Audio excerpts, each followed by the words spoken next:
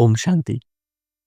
हम सभी ब्राह्मण वत्स का श्रेष्ठ लक्ष्य है कि अपने आप को संपूर्ण और संपूर्ण बनाना। वैसे ही हमारे प्यारे शिव बाबा और ब्रह्मा बाबा का भी लक्ष्य है कि वो हमें अपने संपूर्ण और संपन्न स्थिति को प्राप्त कराए और फिर हमें अपने घर शांति धाम में ले जाए, वहां से हमारे राज्य सतयुग में ले आए, जहां पर हम लक्ष्मी नारायण के जैसा श्रेष्ठ महाराजा और महारानी बने। लेकिन सतयुग में श्रेष्ठ महाराजा और महारानी बनने के लिए हमें 16 कला संपूर्ण और संपूर्ण निर्विकारी बनना है। उसके साथ साथ हमें अपने आप को गुणों से भी संपूर्ण बनाना है। इसलिए बाबा हर रोज आके हमें मुरली के द्वारा हमारे अंदर इन्हीं गुणों को भर रहा है। लेकिन हम कभी कभी इन गुणों को भूल जाते हैं और अपने अंदर इन गुणों को कैसे धारण करें यह भी हमें मालूम नहीं रहता। तो आज से हम हमारा एक नया कार्यक्रम शुरू करने वाले हैं, जहां पर हम हमारे इन्हीं गुणों के बारे में चर्चा करेंगे। हमारे ये नए कार्यक्रम में हम हमारे 84 गुणों के बारे में चर्चा करेंगे।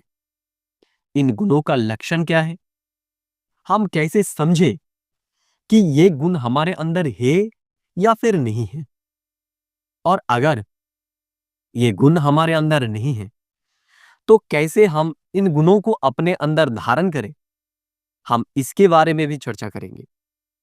और फिर हम एफर्मेशन के माध्यम से या फिर कमेंट्री के माध्यम से कैसे इसको प्रैक्टिस करें, हम ये भी देखेंगे। तो आज हमारा इस कार्यक्रम का पहला दिन है।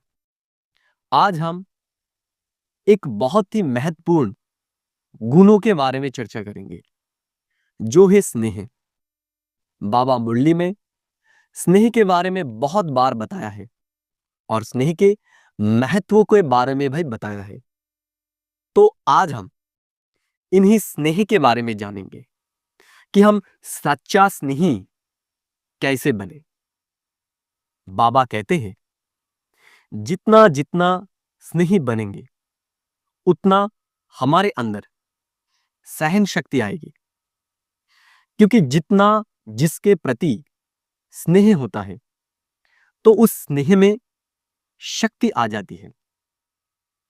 जैसे बाबा उदाहरण देते हैं, मां का स्नेह बच्चों से होता है तो बच्चों के लिए सब कुछ सहन करने के लिए वो तैयार हो जाती है। उस समय स्नेह में अपने तन का व परिस्थितियों का कुछ फिक्र नहीं करता। ऐसे ही अगर निरंतर बाप के स्नेही हम रहे तो स्नेही के प्रति सहन करना कोई बड़ी बात नहीं होगा। बाबा कहते हैं कि स्नेह की निशानी है कुर्बानी। तो अगर बाबा के प्रति हमारा स्नेह है तो सहज ही हमारे अंदर जो भी पुराने स्वभाव, संस्कार और विकार है, हम उनको त्याग कर सकते हैं। बाबा और भी हमें कहते हैं कि स्नेह ही हमें संपूर्ण बनाता है। जिसके लिए स्नेह है उसके समान बनने की मेहनत करती है। जो जितनी मेहनत करते हैं वो उतने ही स्नेही बनते हैं।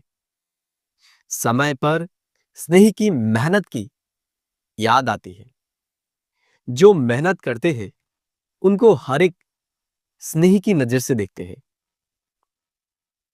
किसी भी आत्मा की कोई भी बात आपको पसंद नहीं आती है तो उस समय बुद्धि में यही याद रखो कि इस आत्मा को भगवान ने पसंद किया है। अवश्य कोई विशेषता है। जैसे बाप ने किसी भी बच्चे की कमजोरी को देखने के बजाय और ही हिम्मत बढ़ाई कि आप ही मेरे थे, मेरे हो और सदा बनेंगे। तो फॉलो फादर करना है हमें। विशेष आत्मा समझ किसको भी हमें देखना है। संबंध संपर्क में जब हम आते हैं तो हर आत्मा के प्रति सतह ही हमें आत्मिक प्यार इमर्ज होना चाहिए। बाप के साथ सर्व के स्नेही हमें बनना है। अभी बाबा कहते हैं कि जिससे दिल का सच्चा प्यार होता है उसकी कमी को हमेशा अपनी कमी समझते हैं हम। जैसे बाप दादा का बच्चों से अति स्नेह है, इसलिए शिक्षाएं देते हैं। प्यार नहीं होता तो कहते जैसे चल रहे हैं चलने दो। लेकिन नहीं, बच्चों में छोटी सी कमी भी क्यों रह जाए, प्यार वालों की कमी देखी नहीं जाती है। स्नेह का प्रत्यक्ष स्वरूप बच्चों को संपन्न और संपूर्ण बनाना है।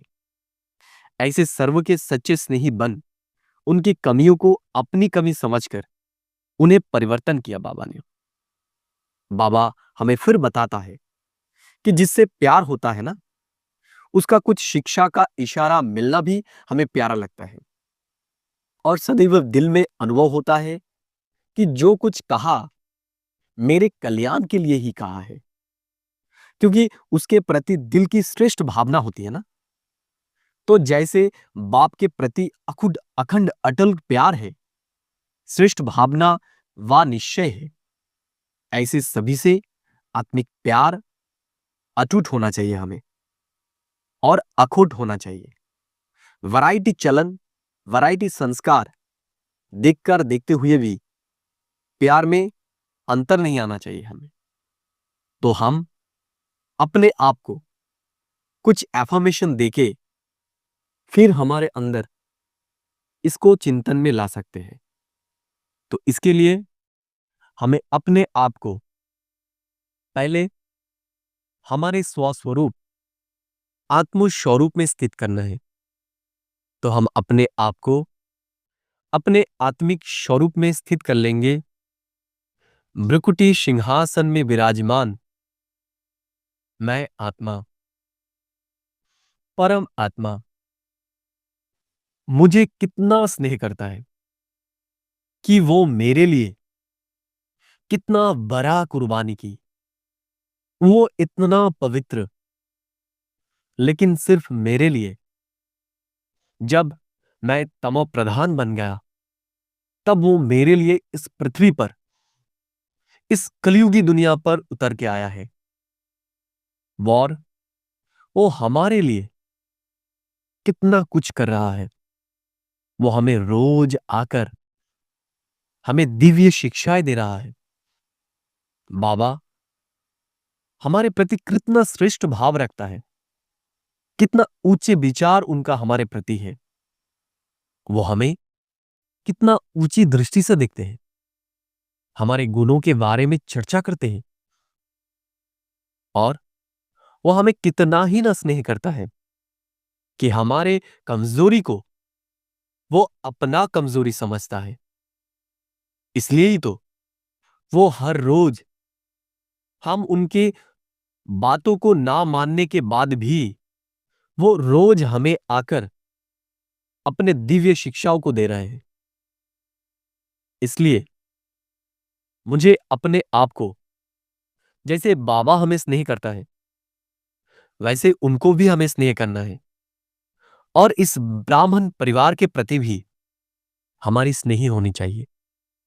इसलिए आज से हम हमारे आसपास जो भी ब्राह्मण वत्स हैं उनके विशेषता को ही देखेंगे, उनके विशेषता को ही वर्णन करेंगे और उन्होंने हमारे लिए क्या किया है उसको हम अपने अंदर, दिल के अंदर रखेंगे। और दूसरों के अगर उनके बारे में चर्चा करना है तो उसी गुणों को हम चर्चा करेंगे। तो आज सारा दिन हम बाबा हमें कितना प्यार करता है, कितना स्नेह करता है, हम इसको याद करेंगे और अपने अंदर देखेंगे कि बाबा के प्रति हमारा कितना स्नेह है, कि हम उनके लिए हमारे जो पुराने स्वभाव और संस्कार है, क्या हम उनको कुर्बान कर पा रहे हैं? हमें यह देखना है। और हमें बाबा की स्नेही बनने के लिए उनके जो इतने बड़े कार्य हैं, इस विश्व को परिवर्तन करना, मैं उसमें अपने आप को पूरी तरीके से झोंक दूंगा, क्योंकि हम उनके ही स्नेह बनते हैं, जिनके कार्य में हम सहयोगी बनते हैं। तो आज से हम अपने आप को भगवान के स्नेही बनाने के लिए हम उनके कार्य में तन मन और धन से लग जाएंगे। ओम शांति। ओम शांति। ओम शांति।